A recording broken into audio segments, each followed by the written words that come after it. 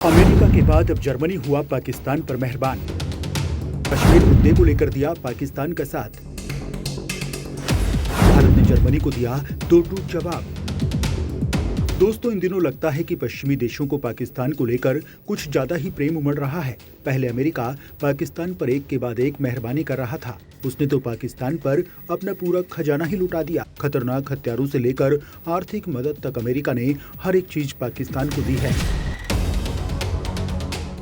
जो उसने अमेरिका से झोली फैलाकर मांगा था, अमेरिका की इस मेहरबानी में भारत के खिलाफ दी गई हथियारों की मदद भी शामिल रही है। लेकिन अमेरिका ने भारत की तरफ ना देखकर पाकिस्तान पर अपना खासा प्रेम देखा और उसे F-16 लड़ाकू विमानों के बेड़े के रखरखाव के लिए $450 मिलियन का पैकेज भी दिया।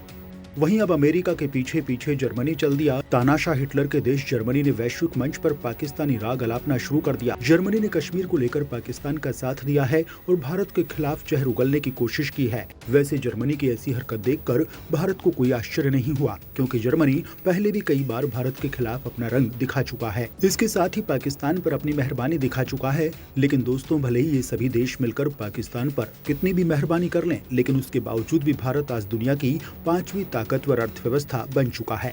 पाकिस्तान को फ्री फंड की कितनी ही मदद इन पश्चिमी देशों से मिल चुकी है, इसके बावजूद भी उसकी हालत कंगालों जैसी है। यहाँ की जनता के पास खाने को दाने नहीं। वहीं भारत अपने दम पर इन सभी पश्चिमी देशों से टक्कर लेने की ताकत रखता है और यही वजह है कि जब जर्मनी ने पाकिस्तान राग अलापते हुए कश्मीर मामले में उसका साथ दिया, तो भारत ने ऐसी दो टूक सुनाई कि जर्मनी की बोलती ही बंद हो गई। भारत की ऐसी गुर्राहट से जर्मनी सहम गया है और एक कोने में दुबक गया। लेकिन दोस्तों, यहाँ ये सवाल भी उठता है कि आखिर जर्मनी से भारत के संबंध इतने बिगड़े हुए क्यों हैं? क्यों जर्मनी पाकिस्तान की माला जपता है और भारत के खिलाफ जहर उगलता है? क्यों वो वैश्विक मंच पर पाकिस्तान का सहारा लेकर भारत के खिलाफ खड़ा हो जाता है? तो चलिए दोस्तों, जानते हैं कि आखिर जर्मनी की इस खुन्नस का क्या कारण है।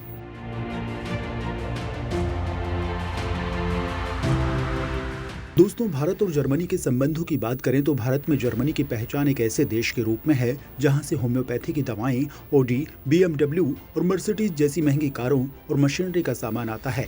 दोनों देशों के कारोबारी रिश्ते 500 साल पुराने हैं। हाल के सालों में न केवल दोनों देशों के बीच द्विपक्षीय व्यापार बढ़ा है, बल्कि जर्मनी की कंपनियों को भारत में निवेश के लिए नया ठिकाना भी मिला है। भारतीय कंपनियों ने भी जर्मनी में भारी निवेश किया है। जर्मनी यूरोप में भारत का सबसे बड़ा ट्रेडिंग पार्टनर है। जर्मनी भारत में सबसे ज्यादा विदेशी निवेश करने वाला 7वां बड़ा देश है। साल 2021-22 की तिमाही में जर्मनी ने भारत में 4,326 करोड़ रुपए का निवेश किया है। इंफ्रास्ट्रक्चर, लॉजिस्टिक, रिसर्च और डेवलपमेंट के साथ साथ डिजाइन के लिए भी विदेशी निवेशकों और कंपनियों के लिए जर्मनी पसंदीदा जगह है। यही वजह है कि भारतीय कंपनियों के लिए जर्मनी काफी अहम है। वहीं भारत उन पहले देशों में शामिल है जिन्होंने द्वितीय विश्व युद्ध के बाद जर्मनी के साथ कूटनीतिक रिश्तों की शुरुआत की थी। भारत और जर्मनी के बीच 2001 में स्ट्रेटेजिक पार्टनरशिप शुरू हुई थी और इंटर गवर्नमेंटल कंसल्टेशन से इसमें और मजबूती आई। लेकिन अब जर्मनी के रंग ढंग कुछ बदलने लगे हैं। वो पाकिस्तान का राग अलापने लगा है और भारत के खिलाफ जहर उगल रहा है। पिछले दिनों जर्मनी की विदेश मंत्री एनालेना बेरबॉक ने अपने पाकिस्तानी समकक्ष बिलावल भुट्टो जरदारी की हाँ में हाँ मिलाई और कश्मीर पर बयान दे डाला। एनालेना की माने तो ये जर्मनी की जिम्मेदारी है कि वो कश्मीर की स्थिति पर ध्यान न दे। इसके साथ ही उन्होंने यूनाइटेड नेशन से मांग कर डाली कि वो इस क्षेत्र का शांतिपूर्ण हल तलाशने की कोशिश करे। लेकिन भारत ने उनके इस बयान को सिरे से खारिज कर दिया। भारत ने जर्मनी और पाकिस्तान से कहा कि वो कश्मीर मुद्दे की जगह पाकिस्तान स्थित चरमपंथियों से मुकाबला करने पर ध्यान दे, जो लंबे समय से जम्मू कश्मीर को निशाना बनाते रहे हैं। भारत ने कहा कि सीमा पर आतंकवाद के कारण कश्मीर में भी और भारत के दूसरे हिस्सों में भी विदेशी नागरिक निशाना बने हैं। भारत ने इसके बाद सख्त संदेश देते हुए कहा कि जब राष्ट्र स्वार्थ या मतभेद के कारण इस तरह के खतरे को नहीं मानते हैं, तो वे शांति के काम को बढ़ावा नहीं देते, बल्कि उसे नजरअंदाज करते हैं। वे आतंकवाद के शिकार लोगों के साथ घोर अन्याय भी करते हैं। भारत की तरफ से जर्मनी को बता दिया गया कि अंतर्राष्ट्रीय समुदाय की जिम्मेदारी आतंकवाद, खासतौर पर सीमा पार से जारी आतंकवाद पर बनती है। इसके साथ ही जर्मनी को ये भी समझाया गया कि कैसे 26/11 हमलों में पाकिस्तान से आए आतंकियों ने मुंबई में तबाही मचाई थी।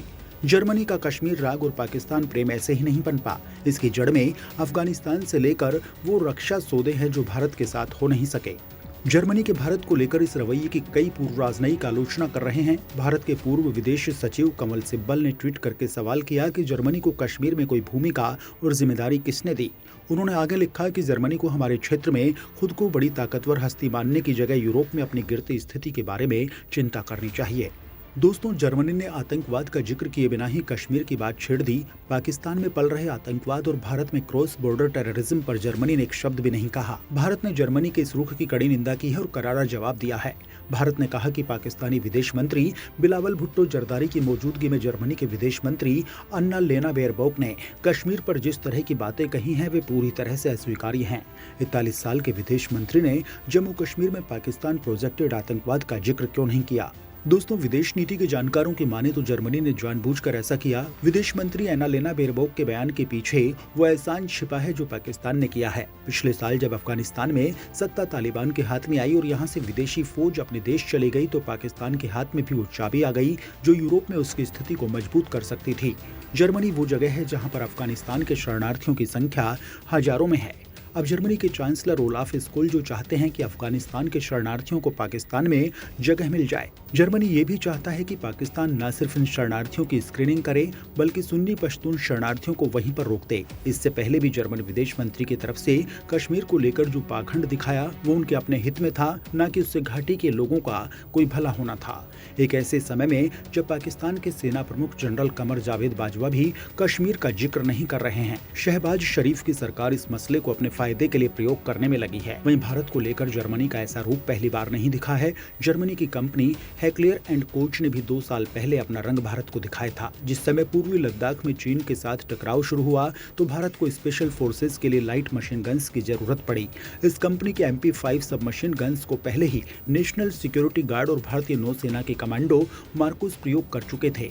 लेकिन साल 2020 में कंपनी ने भारत को ये कहते हुए इनकार कर दिया कि जर्मन एक्सपोर्ट लो हथियार भारत को सप्लाई करने की मंजूरी नहीं देते।